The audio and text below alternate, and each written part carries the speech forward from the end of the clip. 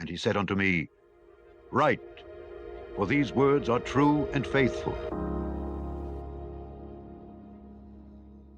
I'd rather have Jesus than silver. We are on day 85 of the KJV Family Bible Reading. We're going to read Leviticus 11, Leviticus 12, Proverbs 24, and Galatians 4. Leviticus 11. And the Lord spake unto Moses and Aaron, saying unto them, Speak unto the children of Israel, saying, These are the beasts which ye shall eat among all the beasts that are on the earth. Whatsoever parteth the hoof, and is cloven-footed, and cheweth the cud, among the beasts, that shall ye eat. Nevertheless, these shall ye not eat of them that chew the cud, or of them that divide the hoof, as the camel, because he cheweth the cud, but divideth not the hoof. He is unclean unto you. And the coney, because he cheweth the cud, but divideth not the hoof, he is unclean unto you.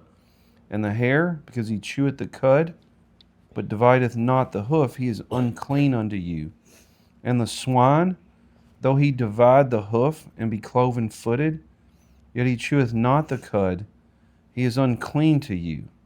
Of their flesh shall ye not eat, and their carcass shall ye not touch, they are unclean to you. These shall ye eat of all that are in the waters, whatsoever hath fins and scales in the waters, in the seas and in the rivers, them shall ye eat. And all that have not fins and scales in the seas and in the rivers, of all that move in the waters, and of any living thing which is in the waters, they shall be an abomination unto you. They shall be even an abomination unto you. Ye shall not eat of their flesh, but ye shall have their carcasses in abomination. Whatsoever hath no fins nor scales in the waters, that shall be an abomination unto you. And these are they which ye shall have in abomination among the fowls. They shall not be eaten, they are an abomination. The eagle, and the ossifrage, and the osprey, and the vulture, and the kite after his kind, every raven after his kind, and the owl, and the nighthawk, and the cuckow, and the hawk after his kind, and the little owl, and the cormorant, and the great owl, and the swan, and the pelican, and the gier eagle, and the stork, and the heron after her kind, and the lapwing, and the bat, all fowls that creep, going upon all four, shall be an abomination unto you. Yet these may ye eat of every flying creeping thing that goeth upon all four, which have legs above their feet, to leap withal upon the earth. Even these of them ye may eat, the locust after his kind, and the bald locust after his kind, and the beetle after his kind, and the grasshopper after his kind. But all other flying creeping things which have 4 feet shall be an abomination unto you. And for these ye shall be unclean. Whatsoever toucheth the carcass of them shall be unclean until the even. And whosoever beareth aught of the carcass of them shall wash his clothes, and be unclean until the even. The carcasses of every beast which divideth the hoof, and is not cloven-footed, nor cheweth the cud, are unclean unto you. Every one that toucheth them shall be unclean. And whatsoever goeth upon his paws, among all manner of beasts that go on all four, those are unclean unto you. Whoso toucheth the carcass shall be unclean until the even. And he that beareth the carcass of them shall wash his clothes, and be unclean until the even. They are unclean unto you.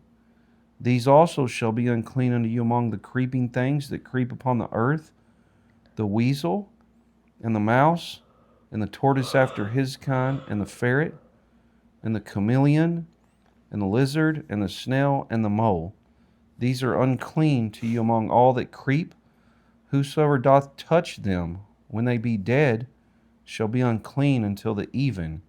And upon whatsoever any of them, when they are dead, doth fall, it shall be unclean. Whether it be any vessel of wood, or raiment, or skin, or sack, whatsoever vessel it be, wherein any work is done, it must be put into water, and it shall be unclean until the even, so it shall be cleansed. And every earthen vessel, whereinto any of them falleth, whatsoever is in it shall be unclean, and ye shall break it.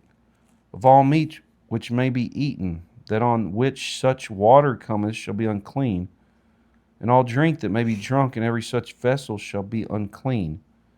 And everything whereupon any part of their carcass falleth shall be unclean, whether it be oven or ranges for pots, they shall be broken down, for they are unclean, and shall be unclean unto you. Nevertheless, a fountain or pit, wherein there is plenty of water, shall be clean, but that which toucheth their carcass shall be unclean. And if any part of their carcass fall upon any sowing seed, which is to be sown, it shall be clean. But if any water be put upon the seed, and any part of their carcass fall thereon, it shall be unclean unto you. And if any beast of which you may eat die, he that toucheth the carcass thereof shall be unclean until the even. And he that eateth of the carcass of it shall wash his clothes, and be unclean until the even. He also that beareth the carcass of it shall wash his clothes, and be unclean until the even. And every creeping thing that creepeth upon the earth shall be an abomination, it shall not be eaten. Whatsoever goeth upon the belly, and whatsoever goeth upon all four, or whatsoever hath more feet among all creeping things that creep upon the earth, them ye shall not eat, for they are an abomination. You shall not make yourselves abominable with any creeping thing that creepeth, neither shall you make yourselves unclean with them, that ye should be defiled thereby. For I am the Lord your God, ye shall therefore sanctify yourselves, and ye shall be holy, for I am holy. Neither shall ye defile yourselves with any manner of creeping thing that creepeth upon the earth, for I am the Lord that bringeth you up out of the land of Egypt to be your God. Ye shall therefore be holy, for I am holy. This is the law of the beast, and of the fowl, and of every living creature that moveth in the waters, and of every creature that creepeth upon the earth, to make a difference between the unclean and the clean, and between the beast that may be eaten and the beast that may not be eaten. Emma, is she going to read the next one, or somebody else reading it? You can. She's tired, don't feel good. Leviticus 12, I'm going to go ahead and read it. Yeah. And the Lord spake unto Moses, saying, Speak unto the children of Israel, saying, If a woman have conceived seed, and born a man-child, then she shall be unclean 7 days, according to the days of the separation, for her infirmity shall be unclean. And in the 8th day the flesh of his foreskin shall be circumcised, and she shall then continue in the blood of her purifying 33 days. She shall touch no hallowed thing, nor come into the sanctuary until the days of her purifying be fulfilled. But if she bear a maid child, then she shall be unclean 2 weeks, as in her separation, and she shall continue in the blood of her purifying 66 days. And when the days of her purifying are fulfilled, for a son or for a daughter, she shall bring a lamb of the first year for a burnt offering, and a young pigeon or a turtle dove for a sin offering, unto the door of the tabernacle of the congregation, unto the priest, who shall offer it before the Lord and make an atonement for her, and she shall be cleansed from the issue of her blood.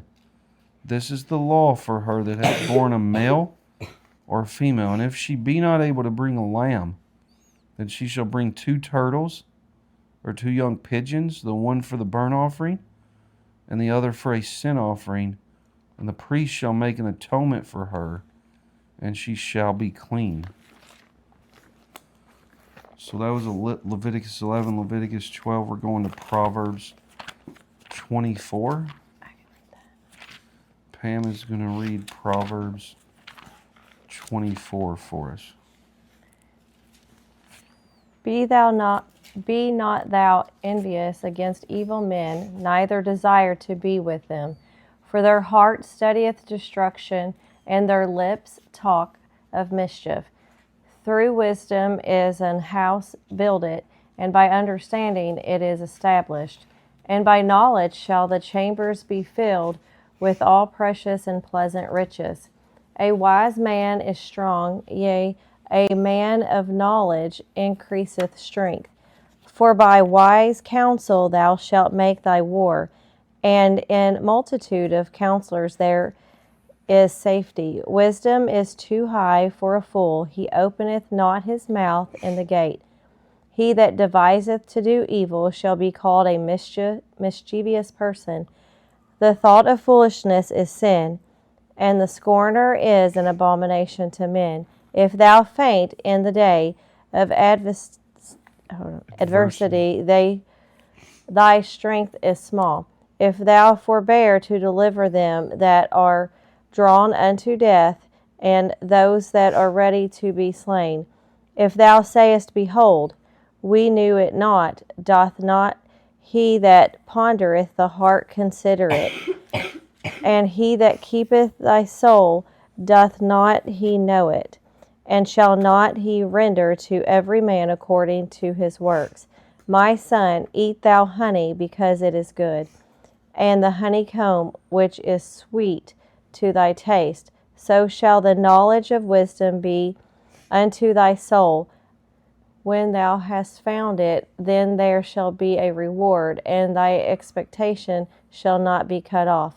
Lay not wait, O wicked man, against the dwelling of the righteous. Spoil not his resting place. For a just man falleth 7 times, and riseth up again. But the wicked shall fall into mischief. Rejoice not when thine enemy falleth, and let not thine heart be glad when he stumbleth, lest the Lord see it, and it displease him, and he turn away his wrath from him. Fret not thyself because of evil men, neither be thou envious at the wicked, for there shall be no reward to the evil man. The candle of the wicked shall be put out. My son, fear thou the Lord and the king, and meddle not with them that are given to change, for their calamity shall rise suddenly, and who knoweth the ruin of them both? These things also belong to the wise. It is not good to have respect of persons in judgment. He that saith unto the wicked, Thou art righteous, him shall the people curse, nations shall abhor him. But to them that rebuke him shall be delight, and a good blessing shall come upon them. Every man shall kiss his lips that giveth a right answer. Prepare thy work without, and make it fit for thyself in the field, and afterwards build thine house. Be not a witness against thy neighbor without cause, and deceive not with thy lips. Say not, I will do so to him as he hath done to me. I will render to the man according to his work. I went by the field of the slothful, and by the vineyard of the man void of understanding. And lo, it was all grown over with thorns and nettles, and had covered the face thereof, and the stone wall thereof was broken down. Then I saw and considered it well. I looked upon it and received instruction. Yet a little sleep, a little slumber, a little folding of the hands to sleep.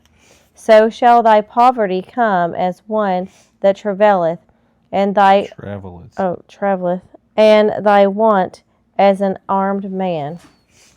That was Proverbs 24. I'm moving to Galatians 4. I'm going to read Galatians 4 for us. Galatians chapter 4. Now I say that the heir, as long as he is a child, differeth nothing from a servant, though he be Lord of all, but is under tutors and governors until the time appointed of the Father. Even so we, when we were children, were in bondage under the elements of the world. But when the fullness of the time was come, God sent forth his Son, made of a woman, made under the law, to redeem them that were under the law, that we might receive the adoption of sons. And because ye are sons, God has sent forth the Spirit of his Son into your hearts, crying, Abba, Father. Wherefore, thou art no more a servant, but a son, and if a son, then an heir of God through Christ. Howbeit then, when ye knew not God, ye did service unto them which by nature are no gods. But now, after that ye have known God, or rather are known of God, how turn ye again to the weak and beggarly elements, whereunto ye desire again to be in bondage? Ye observe days and months and times and years. I'm afraid of you, lest I have bestowed upon you labor in vain. Brethren, I beseech you, be as I am, for I am as ye are. Ye have not injured me at all. Ye know how through infirmity of the flesh I preached the gospel unto you at the first. And my temptation which was in my flesh ye despised not, nor rejected, but received me as an angel of God, even as Christ Jesus. Where is then the blessedness ye spake of? For I bear you record, that, if it had been possible, you would have plucked out your own eyes and have given them to me. Am I therefore become your enemy, because I tell you the truth? They zealously affect you, but not well. Yea, they would exclude you, that you might affect them. But it is good to be zealously affected always in a good thing, and not only when I am present with you. My little children, of whom I travail in birth again until Christ be formed in you, I desire to be present with you now, and to change my voice, for I stand in doubt of you. Tell me, ye that desire to be under the law, do ye not hear the law? For it is written that Abraham had two sons, the one by a bondmaid, the other by a free woman. But he who was of the bondwoman was born after the flesh, but he of the free woman was by promise. Which things are an allegory. For these are the two covenants, the one from Mount Sinai, which gendereth to bondage, which is Agar. For this Agar is Mount Sinai in Arabia, and answereth to Jerusalem, which now is, and is in bondage with her children. But Jerusalem, which is above, is free, which is the mother of us all. For it is written, Rejoice, thou barren that bearest not, break forth and cry, thou that travailest not, for the desolate hath many more children than she which hath an husband. Now we, brethren, as Isaac was, are the children of promise.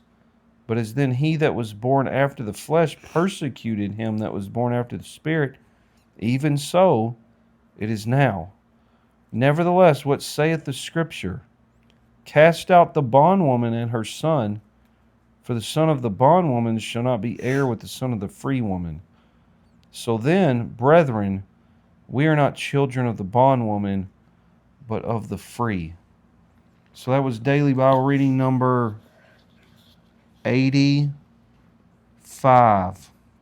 That was Leviticus 11, Leviticus 12, Proverbs 24, and Galatians 4. Thank you all for reading with us. God bless you. Hope you have a good rest of the day, and we'll see you next time. I'd rather have Jesus than silver or gold. And he said unto me, Write, for these words are true and faithful.